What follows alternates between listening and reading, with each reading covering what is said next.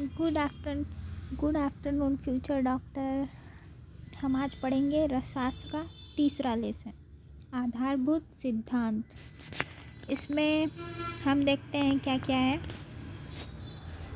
जैसे औषधि निर्माण के लिए प्राचीन आचार्यों के द्वारा कुछ सिद्धांत निरूपण किए गए थे, जिनको आधारभूत सिद्धांत कहा जाता है। कोई भी कल्पना का निर्माण रोगी एवं रोगानुसार स्वाद, गंध, अनुकूलता, पाचन शक्ति, काल आदि के निर्णय करके ही किया जाता था।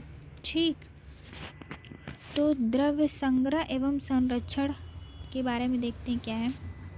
तो प्राचीन आचार्यों ने औषधादि द्रव्यों के संग्रहण के आधार पर निर्धारित किए हैं। उन्होंने ध्यान में रखते हुए द्रव्यों का संग्रहण किया जाना चाहिए बोला था।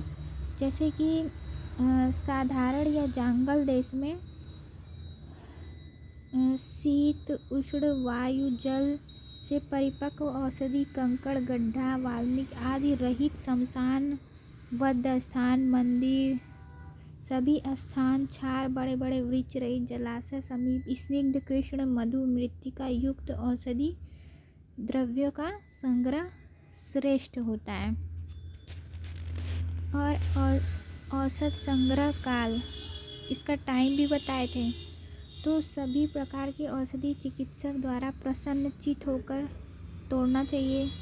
मनसा वाचा पवित्र होकर प्रातः काल में, सुबह में, शुभ दिन में सूर्य की ओर मुख करके, मौन धारण करके, हृदय में भगवान शिव को प्रणाम कर औषध हमें कलेक्ट करना चाहिए। और विशिष्ट औषध के अंगों का संग्रह काल क्या है। जैसे आचार्य चरक शाखा एवं पत्र को वर्षा ऋतु में बोले थे, वर्षा वसंत में। मूल को ग्रीष्म व शिशिर में। त्वक, कंद, क्षीर को शरद में। सार को हेमंत में। पुष्प और फल को ऋतु के अनुसार, जो जिस ऋतु में जो फल निकलते हैं, पुष्प। और अलग अलग लोग बोले थे। और सुश्रुत मूल पत्र को वर्षा प्रविष्ट में, त्वक को शरद में, क्षीर को वसंत में, फल को ग्रीष्म में, सौम में, द्रव्य को सौम ऋतु में, आग्नेय को आग्नेय में। और सारंगधर बस ज़्यादा नहीं बोले थे। द्रव्य संग्रह शरद ऋतु में करने को, वमन और विरेचन द्रव्य को वसंत ऋतु के अंत में बोले थे। तो दिन में औसत संग्रह काल, कई शास्त्रीय ग्रंथों से यह संकेत मिलता है कि औषधि द्रव्यों को सुबह के समय संग्रहित किया जाना चाहिए।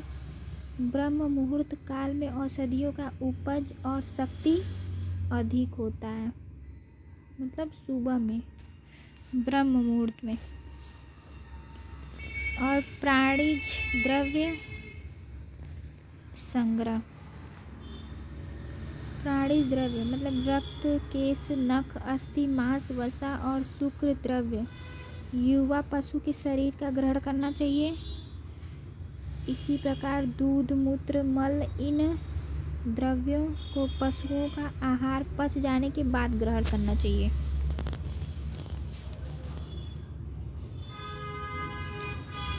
द्रव्य संग्रह में भूमि महाभूत का महत्व देखते हैं क्या होता है। आचार्य सुश्रुत ने औषधियों का चिकित्सा में उपयोग हेतु भूमि महाभूत का महत्व स्पष्ट किया है। जैसे विरेचन में पृथ्वी, जल, भूइष्ठ भूमि, वमन के लिए अग्नि, आकाश, वायु, भूमि, मतलब उभयतो भागहर के लिए उभय, भूइष्ठ, संसमन द्रव्य के लिए आकाश, भूइष्ठ भूमि औषधियों के लिए चाहिए। द्रव्य संग्रहार्थ निषेध स्थान, वाल्मीकि, एंटिल सॉइल, अनुपदेश, दलदल प्रदेश, शमशान, ये सब। जैसे शमशान,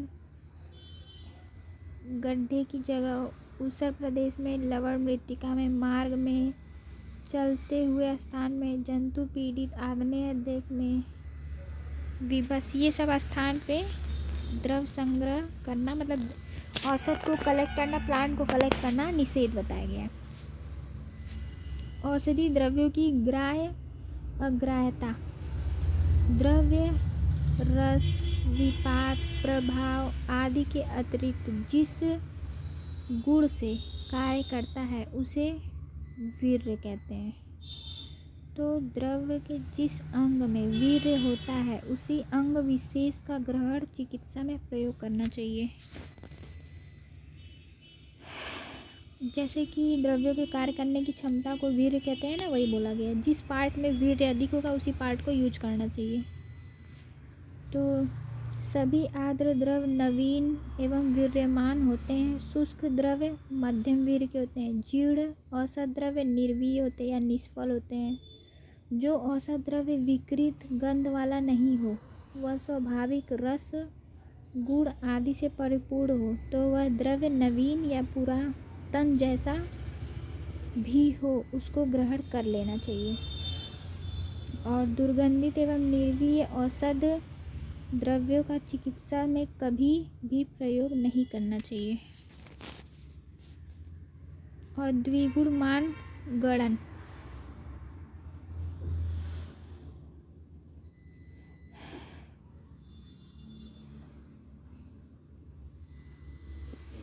सभी आचार्यों ने आर्द्र द्रव्य मतलब लिक्विड द्रव्य द्विगुण मान में लेने का उपदेश दिया है। जैसे शुष्क द्रव्य आर्द्र द्रव की अपेक्षा गुरु और तीक्ष्ण होता है, होने के कारण आर्द्र द्रव को द्विगुण मान में लेना चाहिए। आर्द्र बोले तो ताजा, और द्रव द्विगुण के विषय में हरिप्रपन्न शर्मा ने रसयोग सागर के उपोद्घात में विस्तार से विचार प्रकट किए हैं। शुष्क और आर्द्र मतलब शुष्क और ताजे द्रव्य ग्राह्य नियम। आयुर्वेदीय ग्रंथों में औषध योगों में घटक द्रव्यों का जो मान बताया गया है, शुष्क द्रव्यों का बताया है। वो मतलब बुक में हर जगह ग्रंथों में जो भी मान बताया है वो सूखे द्रव्यों का मान बताया है। तो जो ताजे द्रव्य हैं, आर्द्र द्रव्य के ग्रहण में उक्त द्रव्य के दुगने मान में ग्रहण करना है। तो जैसे जो भी मान बताया गया वो सूखे द्रव्य का बताया गया, तो अगर हम ताज़ा लेंगे तो उसका दुगना लेंगे। जैसे कुछ द्रव्य हैं जो सदैव शुष्क प्रयोग करना चाहिए, उसमें से घृत कुमारी, गुड़ूची, धान्य, पिपली, विडंग, ये सब शुष्क ही लेना चाहिए। और द्रव्य संग्रह विधि, मेथड ऑफ ड्रग कलेक्शन। औषधि संग्रह संपूर्ण विधि विधान धार्मिक रीति रिवाजों के साथ किया जाता है। सुबह सुबह स्नान करने के बाद प्रसन्नचित होकर औषध संग्रह करना चाहिए। व्यक्ति को सुबह के समय सूर्य की ओर मुख कर भगवान शिव का आराधना करके करना चाहिए। उसके पश्चात उत्तर दिशा की ओर स्थित औषधियों का संग्रहण करना चाहिए। और ड्रग्स हम ले लिए हैं, उसका प्रिजर्वेशन कैसे करेंगे, उसको रखेंगे कैसे सुरक्षित। शुष्क द्रव्यों आर्द्र द्रव्यों को अलग रखने के लिए एयर टाइट कंटेनर में रखना चाहिए, जो जिसमें हवा ना घुसे। इन सभी द्रव्यों को सावधानी पूर्वक स्टोर रूम में रख देना चाहिए। ये कुछ बताया गया। स्टोर रूम को रोज़ साफ करना चाहिए, वहाँ आग पानी धुआं कीट उट ये सब न रहे। बाद में उन सभी द्रव्यों को संरक्षण उपायों का पालन करना चाहिए। बेसिजागार में प्रवेश द्वार पूर्व उत्तर की ओर होना चाहिए। विशाल ऊंची छत वाला भी होना चाहिए। विशिष्ट अलमारी होना चाहिए। सारे दवाओं में लेबल लगाना चाहिए और लेबल एकदम सामने रहे, यही सब बोला गया है। और पंच महाभूतों के साहचर्य से रसों का निर्माण, जैसे मधुर में जल और पृथ्वी है, अम्ल में पृथ्वी और अग्नि है। ये तीन अग्नि इसमें कॉमन रहती है। लवण में जल और अग्नि है। कटु में वायु और अग्नि है। तिक्त में वायु आकाश, कषाय में वायु पृथ्वी। इधर वायु कॉमन है। ऐसे करके चार्ट याद कर लेंगे। अनुक्त एवं विशेषोक्त ग्रहण। भैषज कल्पना में अनुक्त या विशेषोक्त शब्दों का विशेष महत्व है। जैसे अगर कहीं काल बोला जाएगा तो प्रातः काल को लेंगे। मात्रा बोलेंगे अगर कुछ कहा नहीं गया हो, अनुक्त हो, तब यही समझेंगे अपने से। मात्रा बोलेंगे तो समभाग रहेगा। पात्र बोलेंगे तो मिट्टी का पात्र। द्रव बोलेंगे तो जल। तैल बोलेंगे तो तिल का तैल लेंगे। बिना कहे ये सब मानना है हम लोग को, अगर नहीं बताया रहेगा ग्रंथ में तब। चंदन बोलेंगे तो रक्त चंदन। लवण बोलेंगे तो सेंधव लवण। दुग्ध बोलेंगे तो गोदुग्ध। घृत बोलेंगे तो गोघृत। मूत्र बोलेंगे तो गोमूत्र। विशेषोक्त का अर्थ है विशेष रूप से ग्रहण किए जाने वाले। उदाहरण में पंचकोल में पिपली, पिपली मूल, चव्य, चित्रक, सोंठ। औषधि का नामकरण अर्थात जिस औषध का योग सर्वप्रथम जिस द्रव्य का नाम होता है वह औषध योग उसी द्रव्य के नाम से कहा गया है। जैसे द्रव्यानुसार पुनर्नवादि, मंडूर, चित्रकादि, वटी। आकृति के अनुसार कजली, रस पपर्टी। विशेष कार्य के अनुसार कल्याद रस। मात्रानुसार क्षीर, षटफल रस। रोगनाशक के अनुसार कुष्ठारी रस। और निर्माता के अनुसार नागा अर्जुन भस्म। मान के अनुसार कंस हरित की। प्रमुख घटकानुसार योगराज गुगलू। गुण प्रभाव के अनुसार आरोग्यवर्धनी वटी। औसत सेवन काल। सेवन काल का उपदेश था। आचार्य सुश्रुत 30 काल बोले थे, 10 काल। आचार्य वाग्भट 11 बोले थे। सारंगधर 5 बोले थे। एक सूर्योदय होने पर दिन के भोजन के समय, संध्या के भोजन के समय 12 बार औषधि देना, रात्रि में औषध देना। ये 5 थे। और जो 10 बोले थे सुश्रुत। अभक्त प्रातः काल खाली पेट सूर्योदय के बाद। प्रागभक्त औसत खिलाकर तुरंत ऊपर से अन्न दिया जाए। अधोभक्त अन्न खाने के तत्काल बाद जो औषधि ली जाए।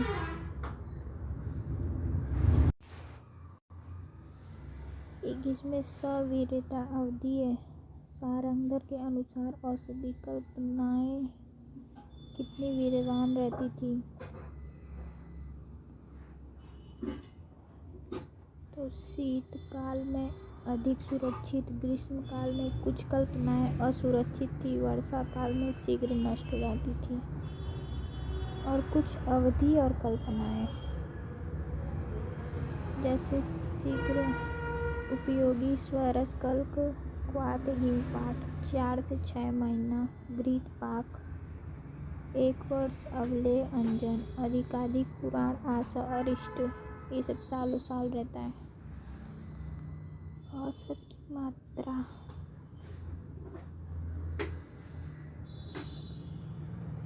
व्यय के अकॉर्डिंग मध्य व्यय में पूर्ण मात्रा। बल में बलवान को अधिक, दुर्बल को कम। लिंग में पुरुषों की अपेक्षा स्त्रियों में अल्प मात्रा। अग्नि में दीप्ताग्नि को अधिक, मंदाग्नि को कम।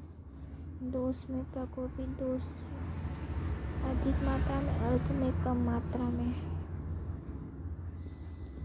अनुपान देखते हैं।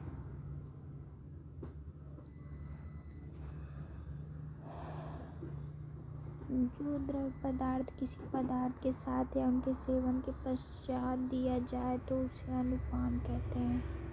इसका प्रयोजन देखते हैं। औषधि द्रव्य विलीन होकर शीघ्र शरीर में फैल जाती है। मधु योगवाही आयुर्वेद का श्रेष्ठ अनुपान है। मधु उत्तम अनुपान वातज विकार में स्निग्ध एवं उष्ण होना चाहिए। पित्तज विकार में मधुर और शीत होना चाहिए। कफज विकार में रुक्ष उष्ण होना चाहिए। किस्र पुरुष में पतले, पुरुष में मध्य होना चाहिए। स्थूल पुरुष में मधु।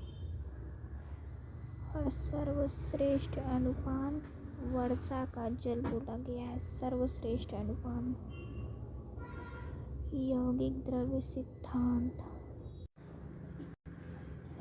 यौगिक द्रव्य सिद्धांत संयोजन औषधियाँ शास्त्रीय सिद्धांत के मुख्य कारण यह है कि बीमारी की संप्राप्ति के दौरान आमतौर पर दी जाने वाली दवाओं की संख्या की वजह से संयोजन शक्ति और क्रियाशीलता बढ़ती है।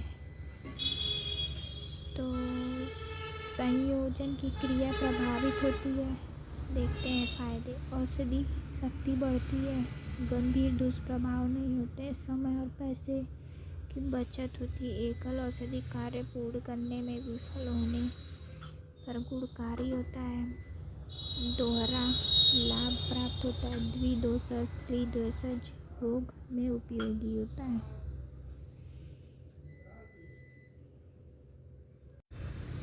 तीसरा लेसन हमारा यहाँ आज ख़त्म होता है। फिर नेक्स्ट क्लास में आगे का हम कवर करते हैं। Thank you for watching.